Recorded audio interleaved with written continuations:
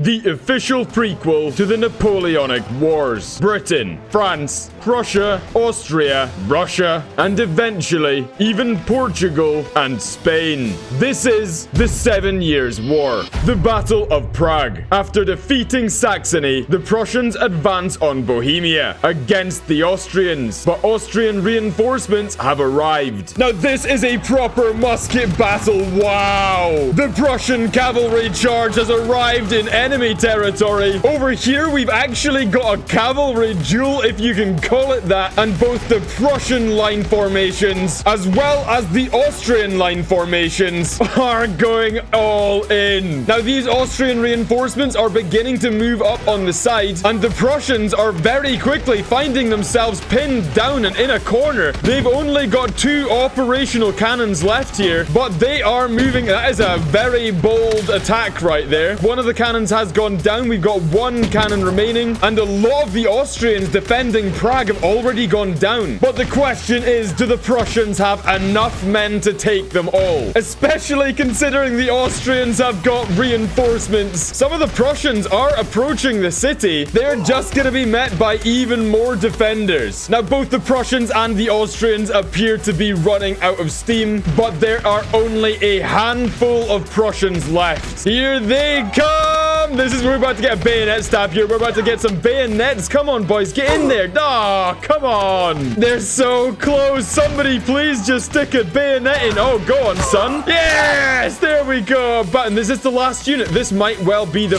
final Prussian unit. And there we go. It's an Austrian victory. The Battle of Kunersdorf. Having now received support from Russia, the Austrians are looking stronger than ever. But Frederick of Prussia wants to kill 2 birds with 1 stone. Okay, let's watch this battle on all 3 fronts. The Prussians over here may have bitten off more than they can chew. They are trying to take down the Austrians and the Russians at the same time. The Prussian cavalry is dead. Their cannons also destroyed, and the infantry is being chopped apart in the center. That's what you get for biting off more than you could chew. As for the Russians and the Austrians in the center, pretty happily marching forward, one by one cutting down their enemy. And the Prussians have tried something sneaky. They tried to make their way round the enemy, but the Russians and the Austrians were wise to their tactics. And as you can see on each of the fronts, the Russians and the Austrians are fighting against these Prussians. But that being said, they're still not doing too badly, but they are outnumbered. And apparently I didn't see this happen, but all the Prussians in the center are dead, and the combined arms of the Russians and the Austrians are moving in to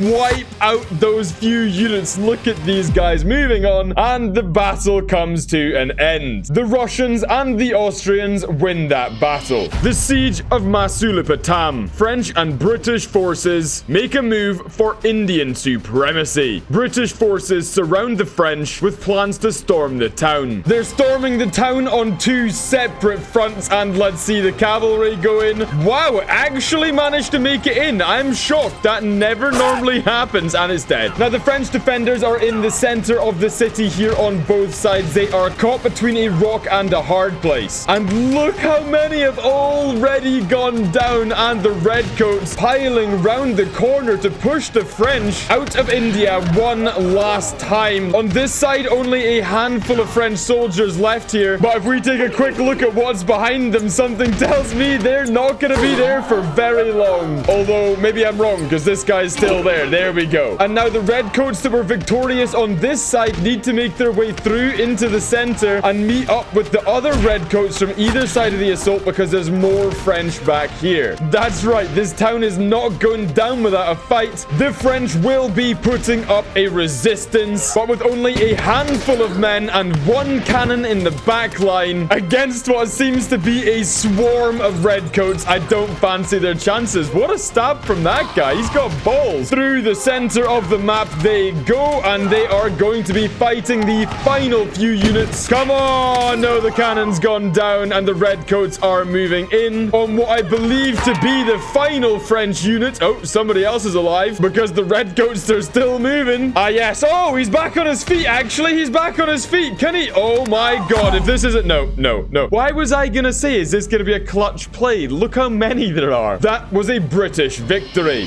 The Battle of Fort Niagara. Over in North America, the British begin to dominate the French. But the French aren't gonna go down easy, as we are soon to see. This fortress is going to be putting up a fight. Now, the French have got some cavalry in reserve, which will be stampeding into battle as the cannons fire off round after round, but they are tucked away behind fortified positions. But the British linesmen advance nonetheless. And look at this. Look how many French musketmen are in the front line. Some British cavalry kind of just like, I don't know what it's doing really, to be honest. It just decided to all stop at the wall. One guy over the top taking down the cannon. How many more French cannons have we got? Well, one less than we used to. Let's look over here. We've only got one single French cannon remaining, and the infantry is not faring too much better. Now, whilst the battle rages on, don't forget I am live streaming right now. The link is down below. Come and join us. And to be honest, there's actually no clear winner here. The French are still in the garrison. Now, there are also a lot of British soldiers, but they are very spread out. And now the advance on the fortress begins, and let's see what we've got left. Oh, boys, we're about to get an absolutely brutal session here with these French lads as the British advance on all sides here. Can they possibly survive? They could survive. Literally caught between a rock and a hard place. Look at these final few men. Redcoats on either side, and if the British win this battle, they secure domination in not only India, but also North America. What you are witnessing is the birth of the British Empire. And there we go. The British win that battle. The Battle of Valencia. With French support, Spain joins the war and makes a move on Portugal. But the British will stand with their ally. Let's begin the muskets as the cannons go in and the cavalry charges each other down. Almost all of them are dead before they even reach each other. And there's a lot of cannons, a lot of muskets, and a lot of dead wobblers. And the Spanish are advancing. Check out this line of Spanish cannons back here. And look at the range they've got, by the way. Look how far they can actually shoot. Now, we've got no more buildings, no more towns, no more cities. We're back to grassroots line battles in the middle of a field. This is the British and Portuguese line, and this over here is the Spanish line. It's not easy to tell who's winning this, and I think it could go either way. Whether or not you die in a line battle is random choice because you cannot aim a musket. This is coming down to the wire. We've only got one single British unit left here, as well as two Portuguese, and what are they up against? Who knows how this guy survived a bullet to the head, but what have we got left? One Portuguese, one British, and oh my god, we've got one single Portuguese soldier versus one single Spanish soldier. Oh my god. Oh, sorry, there was another one over here, but I don't know if he was gonna be much help. Now, in reality, the Portuguese and the British won that battle easily, so do me a favor and use your imagination. The Spanish lost that battle. The Battle of Freiberg. Russians march home after signing for peace, allowing the Prussians to march on Austria for one final battle. So let's go out with a bang. Oh my god. Okay, let's watch the cavalry go over the bridge and into the river. Cavalry doing what cavalry does best, i.e. dying right away. Wow, look at the Austrian front lines. Austrian cavalry is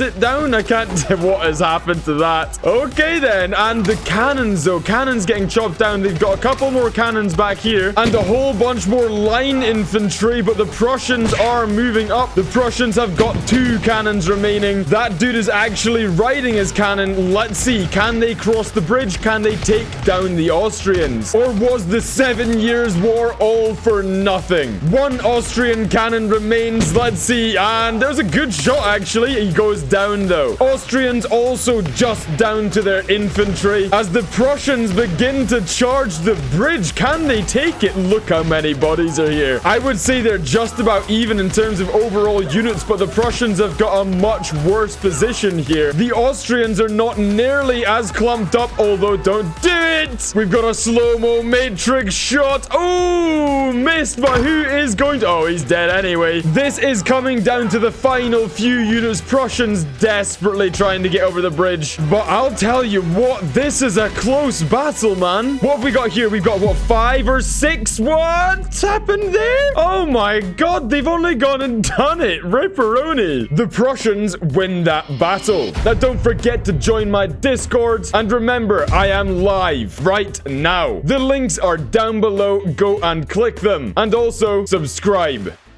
Subscribe.